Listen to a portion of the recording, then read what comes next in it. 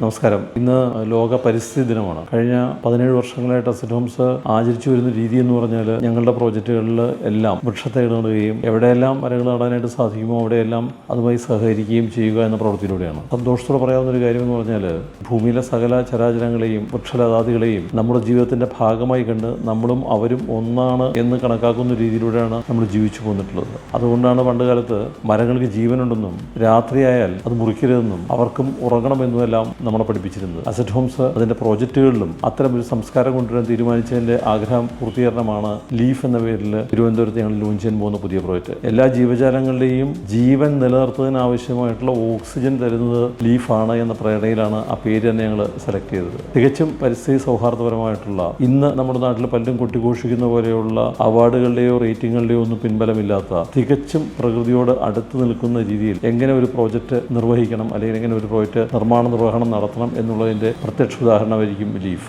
വളരെ വേറിട്ട ഒരു ജീവിത അനുഭവമായിരിക്കും അവിടുത്തെ കസ്റ്റമേഴ്സിന് ലീഫ് എന്ന പ്രോജക്റ്റിൽ ഞങ്ങൾ നൽകാൻ പോകുന്നത്. അത്തരമൊരു തീരുമാനം ഈ പരിസ്ഥിതി ദിനത്തിൽ ഞങ്ങൾ അറിയിക്കാൻ കഴിഞ്ഞതിൽ വളരെ സന്തോഷമുണ്ട്. നാമും പ്രകൃതിയും ഒന്നാണ് എന്ന തിരിച്ചറിവിലൂടെയാണ് നമ്മൾ മുന്നോട്ട് പോകേണ്ടത്. ആ മുന്നോട്ട് പോവുക എന്ന മഹത്തായ സന്ദേശം അത് നൽകാനായിട്ട് ഇന്നത്തെ ദിവസത്തെ പരിസ്ഥിതി ദിന പ്രവർത്തനങ്ങൾ നമ്മളെ സഹായിക്കട്ടെ എന്ന് ആശംസിക്കുന്നു. നന്ദി, നമസ്കാരം.